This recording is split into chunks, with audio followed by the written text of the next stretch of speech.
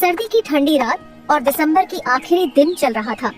मोहन अपने परिवार के साथ गांव के आखिरी छोर पर एक छोटे से झोपड़ी में रहता था। शाम हो चुकी थी और घर में एक पुरानी लालटेन की रोशनी थी।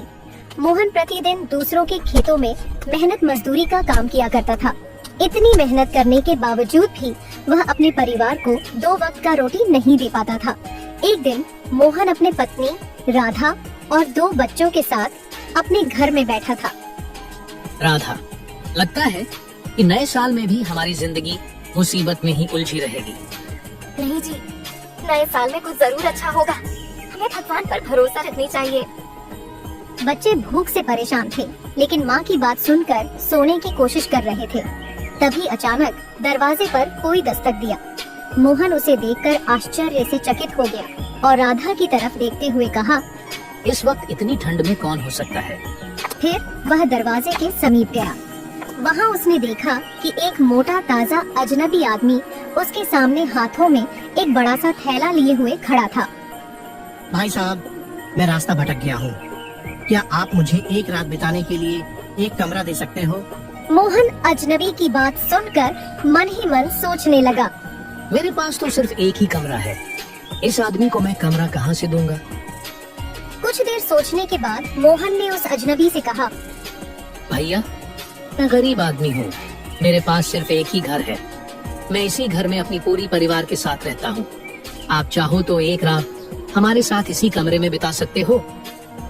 अजनबी घर के अंदर आया और थैले को एक कोने में रख दिया और कहा, अरे बच्चों, तुम लोग अभी तक सोए नहीं क्या? मैं जानता हूँ तुम लोगों को भूख लगी है। यहाँ आओ, देखो मैं तुम दोनों के लिए क्या लाया हूँ।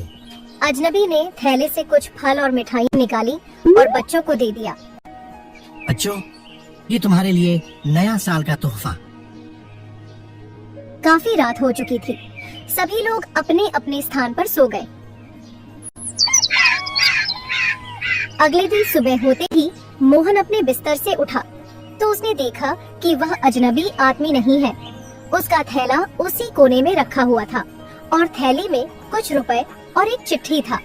चिट्ठी में साफ साफ लिखा हुआ था, भाई साहब, आपकी ईमानदारी ने मेरा दिल छू लिया। मैंने कुछ रुपए उस थैले में रख दिया है।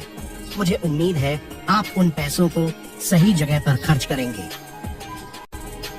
नए साल की पहली किरण मोहन के परिवार के लिए एक उम्मीद की किरण लेकर आई थी।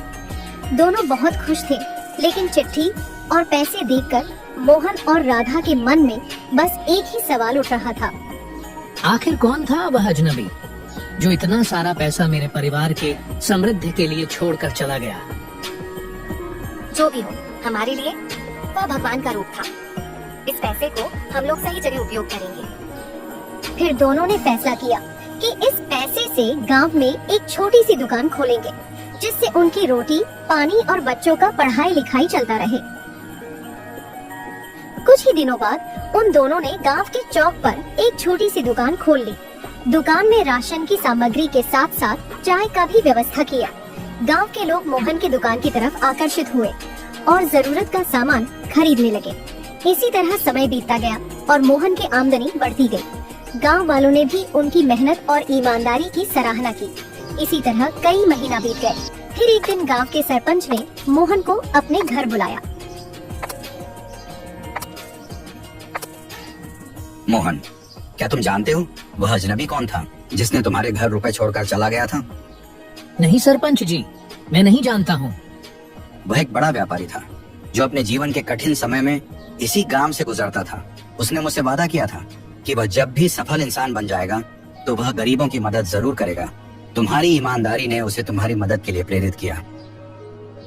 अब मोहन और उसकी पत्नी राधा को समझ में आ गया था कि उनकी मेहनत, ईमानदारी और दयालुता ही उनकी जीवन का सबसे बड़ी पूंजी थी। अब मोहन और राधा भी गांव के जरूरतमंदों को मदद करने लगे। उन लोगों ने अपनी कमाई का 50% गरीब बच्चों के शिक्षा में लगा दिया।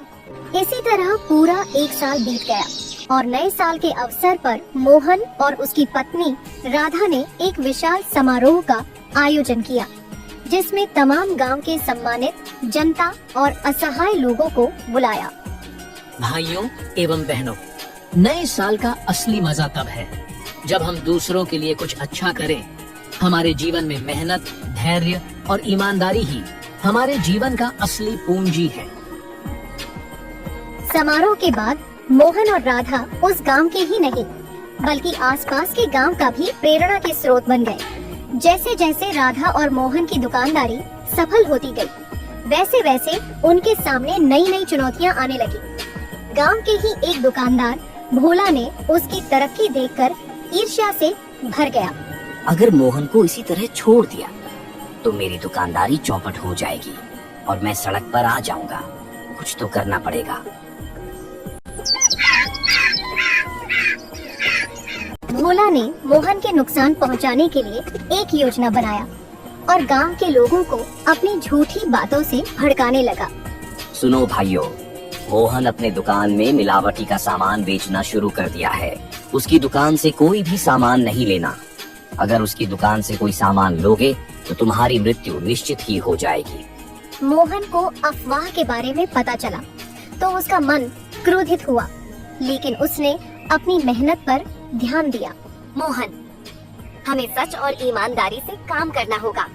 समय सब कुछ साबित करेगा। फिर एक दिन की बात है, भोला ने रात के अंधेरे में मोहन की दुकान की चोरी कर ली।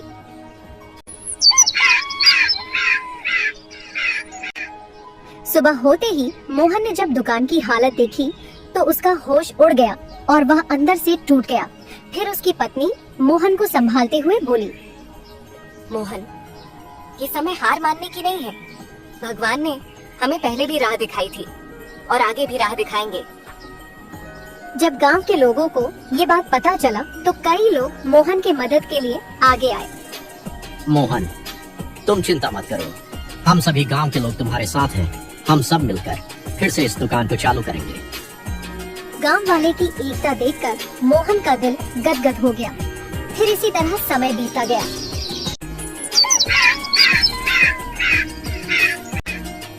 एक दिन चोरी करने वाला भोला ने सरपंच के सामने अपनी सच्चाई बता दी। सरपंच जी, मोहन की दुकान की चोरी मैंने ही की थी।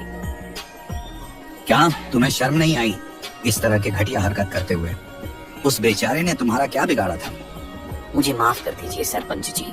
भोला, तुम्हारी जलन ने गांव की एकता और ईमानदारी तोड़ने की कोशिश की है। तुम्हें इसी वक्त मोहन से माफी मांगनी होगी।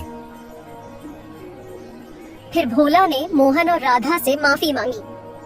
मुझे माफ कर दो मोहन भाई, मैं धन के लालच में अंधा हो गया।